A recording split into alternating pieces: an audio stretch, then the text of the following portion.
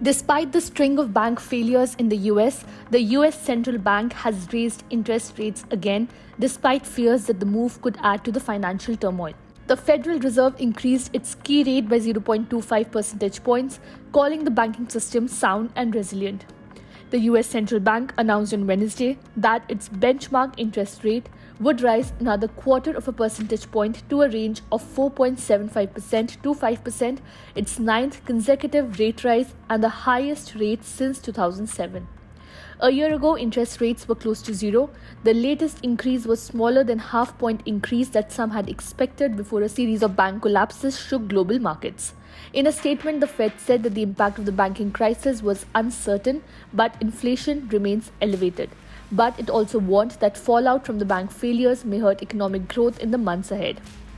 Fed Chair Jerome Powell said that the Fed had considered pausing rates in the days running up to the decision, but had concluded that the banking crisis was under control and that more rate rises were needed to bring down inflation. We are committed to restoring price stability, and all of the evidence says that the public has confidence that we will do so, he said. It is important that we sustain the confidence with our actions as well as our words. Two US banks, Silicon Valley Bank and Signature Bank, collapsed this month, buckling in part due to problems caused by higher interest rates. There are concerns about the value of bonds held by banks as rising interest rates may make those bonds less valuable. Banks tend to hold large portfolios of bonds and as a result are sitting on significant potential losses. Falls in the value of bonds held by banks are not necessarily a problem unless they are forced to sell them. Authorities around the world have said they do not think that the failures threaten widespread financial stability and need to distract from efforts to bring inflation under control. Inflation remains a global issue. In the UK, inflation hit an annual rate of 10.4% last month. The Bank of England is expected to raise rates tomorrow in an effort to tamp down prices.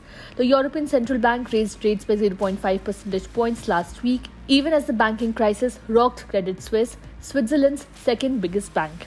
Inflation in the Eurozone is averaging 8.5% and was likely to remain high for too long without continued rises, the bank said.